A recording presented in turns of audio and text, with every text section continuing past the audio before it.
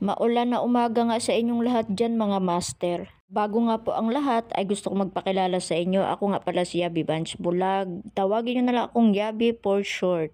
At para mas madali ngang tandaan. Siya nga pala mga master, hindi nga sana ako babiyahe ngayon kasi nga napakasungit ng panahon ngayon. Pero syempre naisip ko na hindi nga pala pwedeng magpahinga at mangunguya ako dahil nga syempre marami tayong bayarin mga master. What? Kaya kahit umaambon ay ito bumiyahe pa rin. As you can see nga mga master nakakaputi pa ako dyan at kulay pink pa. Buti na lang mga master ang biyaya ko ngayon. At dahil nga masipag tayo, ito may natanggap tayong regalo mula sa ating customer dito sa Ayala Alabang. Kaya naman thank you po dito. Wow! Kaya naman mga master, umuwi muna ako dito sa aking inuupahang bahay para ihatid nga itong regalong ibinigay sa akin ni ma'am. At dahil nga nandito na rin lang tayo sa bahay, nagpainit na ako ng tubig para magkape. Habang nakasalang naman nga ang ating mainit na tubig ay kumuha na ako ng tasa at ng kape para maihanda ko na nga para pag kumulo na yung tubig ay ibuhos ko na lang. Puro tikol mga master, puro tikol ko. What? At pagkalagay ko nga ng kape ay sinundan ko na rin lagyan ng asukal. Para naman hindi maging mapait. Yung tipong kasing pait nung iwan kanya. Huh? Uy, biro lang yun.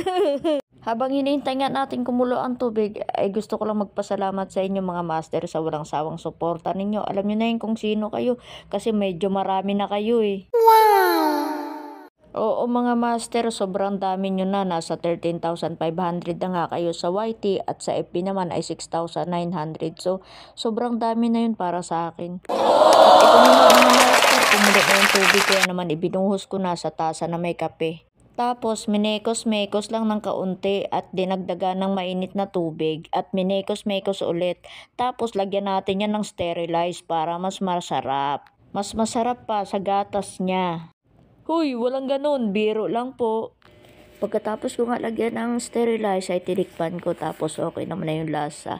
Kaya ko nga pala nilagyan ng sterilize dahil may nakita ako doon sa kabilang bahay sa ref nila na may nakabukas na sterilize. Kaya kaysa ba sayang nilagay ko na lang sa kape. O tara siya. Tara na mga master, magkape na muna tayo.